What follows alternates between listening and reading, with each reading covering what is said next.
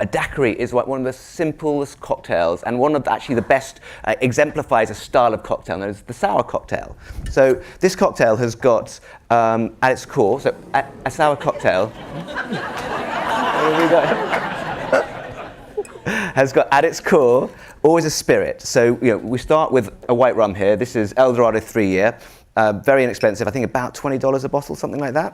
And so I'm gonna make a double so that we can both have one. All right, thank you. Or maybe all three of us. Yeah. If you, oh yeah, sorry, three. That's what I meant. I always said that. Let's split 2 between 3. Nice. And then, so a sour cocktail is sour because it has some citrus in it, but crucially, it has. Let me grab my stuff, my equipment. So as I was walking around with this, I felt like I was walking around with like a liver that needed to be delivered somewhere. This is like sort of packed in ice.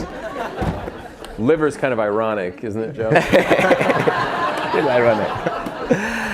So a good sour cocktail is a balance of sweet and sour. Because we love sweet and sour, and you see it so much in cooking. Italian agrodolce, sweet and sour sauces. Ketchup tastes good because it's full of sweet and sour. It's that amazing interplay. So I've got 3/4 of an ounce, or an ounce and a half if I double it, of lime juice, and then the same amount of simple syrup. And so that's your basic ratio. 2 ounces to 3/4 to 3/4. It's so simple. So simple. That's it. And that is your great starting point. You might find that your rum's a little sweeter, or you might find that at the moment the limes you get are particularly sour. So you might need to adjust those ratios just a little bit, but it's a great starting point. And so that is your daiquiri. You add ice, and you shake it, and you stir it. Great. Well, we're going to take it one step further, and we're going to add some Thai basil to it. So this is a Thai basil daiquiri. And so traditionally, when you make a drink with flavors like basil or something like that, you'll muddle it, right? And we really said we wanted to just break things down into the capsule bar, into the things, get rid of the extraneous bits of equipment and gear and techniques that you don't really need. And so actually all I'm going to do is I'm going to take my basil, take about 1/3 of a cup of basil, and I'm just going to throw it into the cocktail shaker. And you're going to allow the ice to muddle it? Exactly. So I'm just going to take my ice. I've got my cubes of ice. I've got clear ice because people that know me know that I love clear ice. I know, we never talked about ice. We never got to talk about ice. There's a lot about ice in the book. There's so much to talk about ice. I mean, it's almost the biggest ingredient in any cocktail because that's the thing. That is gloriously clear ice. And so you add your ice, and as you shake it, the cubes of ice are going to shear through the liquid, melting it, diluting it, chilling it, obviously, like we said earlier. But it's also going to be muddling the basil in there as well. So you basically get these 4 things happening at the same time. So I just take my drink, I give it a little tap, and I shake it. Now, people talk about technique, right? And I think I mentioned it earlier. I would love to have a cool technique. I don't have it at all. But the good thing is, doesn't matter. All you have to do is just shake hard and fast for about 15 seconds. Do I need to stand back? Yeah, I think you'll be okay. So all you have to do is just shake really. Oh, better if I don't talk during this. Just shake it really hard. Technique doesn't matter. You don't need to do this.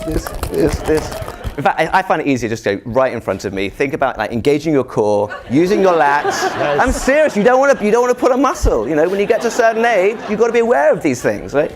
That's it. And that's it. Done. And so now then to separate it, I just do my little squeeze, and I twist the drink, and it comes out.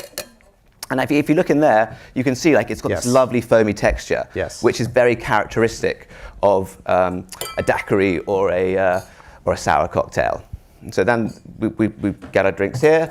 I should have used chill glasses, but I'm afraid I didn't have a freezer here. And then we just pour it out. So some bartenders like to use a second strainer. This is a conical strainer because it strains out little shards of ice. You don't actually need that. You just end up with a cocktail with slightly with those few little shards of ice, which some people actually rather like because it almost gives you like a little bit of texture, almost like a slushy.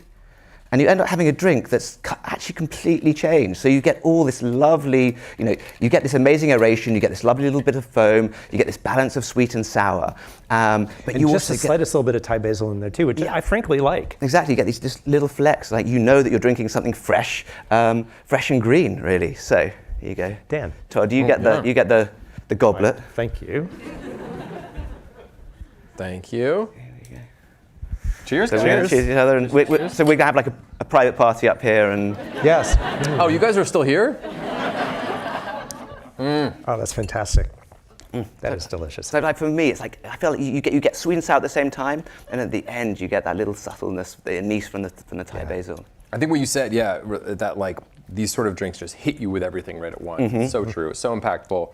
That balance is so pitch perfect. Makes you want to take another sip.